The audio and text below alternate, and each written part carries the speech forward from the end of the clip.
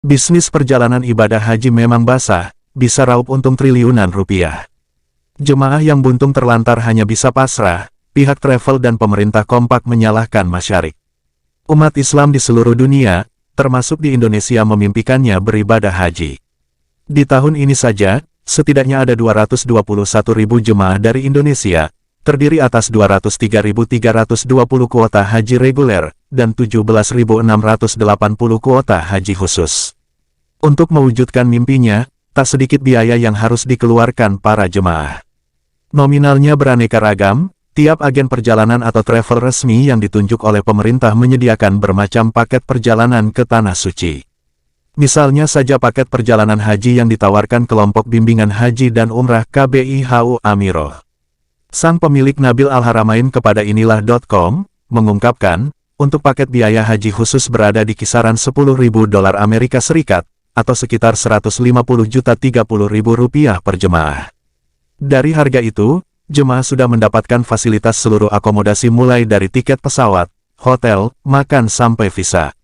Terkhusus, tak perlu menunggu waktu yang lama untuk berangkat ibadah ke Tanah Suci. Berbeda dengan paket haji reguler yang mengeluarkan biaya lebih murah, yakni sekitar Rp51 juta per orang. Namun, akomodasi dan fasilitas yang didapat diatur pemerintah dan biasanya menunggu waktu yang lebih lama. Kalau reguler, all-in pemerintah yang mengatur dari tiket sampai visa itu Kementerian Agama. Kalau yang khusus itu diurus travel. Cuma tetap sih, kalau haji khusus itu dananya tetap perlu setor ke pemerintah atau dipegang BPKH, jelas Nabil di Jakarta, dikutip Minggu tanggal 16 Juli tahun 2023. Dari dana yang dihimpun, pihak travel diharuskan menyetor ke Kementerian Agama Kemenak sebesar $4.000 Amerika Serikat per jemaah untuk haji khusus, dan Rp25 juta per jemaah untuk haji reguler. Lalu berapa banyak keuntungan pihak travel dari setiap jemaah? Kalau untuk haji khusus kita dapat keuntungan $500, sekitar Rp7,5 juta kelebihannya. Kalau haji biasa sama, cuma bedanya ambil keuntungannya itu biaya bimbingan dan pakai rupiah, ya sekitar Rp5 juta, jawab Nabil. Dari pengakuan Nabil dapat disimpulkan bahwa keuntungan yang bisa diraup dalam perjalanan haji tahun ini sekitar Rp1,105 triliun hingga Rp1,657 triliun. Ini baru dari sisi keuntungan pihak para travel ibadah haji dalam negeri. Mirisnya, keuntungan fantastis itu tidak menghasilkan hubungan timbal balik yang baik bagi para jemaah. Fakta di lapangan, sebagian jemaah haji Indonesia memang tak terurus dengan baik selama menjalankan ibadah di Tanah Suci, khususnya saat di Arafah, Musdalifah dan Mina, Armusna. Beberapa di antara masalah itu adalah jemaah telantar dari subuh hingga siang hari tanpa bekal makanan dan minuman di Musdalifah, lalu tak kebagian tempat tidur karena penuhnya tenda di Mina. Ada pula masalah toilet mampet dan tak keluar air hingga mengakibatkan sebagian jemaah enggan berurusan dengan MCK selama 5 hari.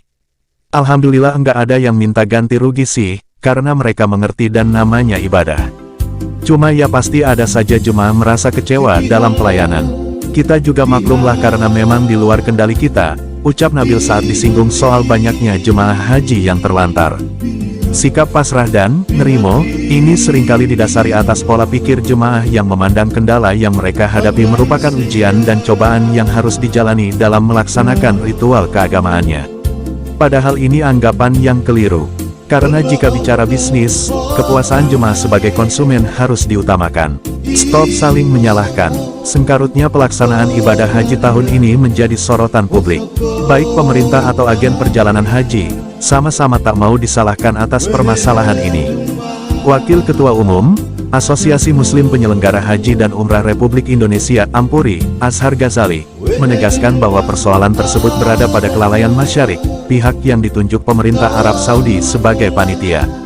Sekadar catatan, Masyariq merupakan perusahaan yang menyediakan layanan haji lengkap bagi seluruh jemaah dari Indonesia, Malaysia, Brunei, Singapura, Thailand, dan Filipina selama musim haji 2023. Azhar meminta pemerintah Saudi ke depan harus berhati-hati dalam menunjuk pihak ketiga sebagai panitia haji.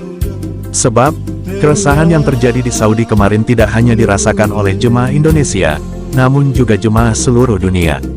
Makanya banyak video beredar Menteri Agama marah-marah karena memang itu kenyataan di lapangan.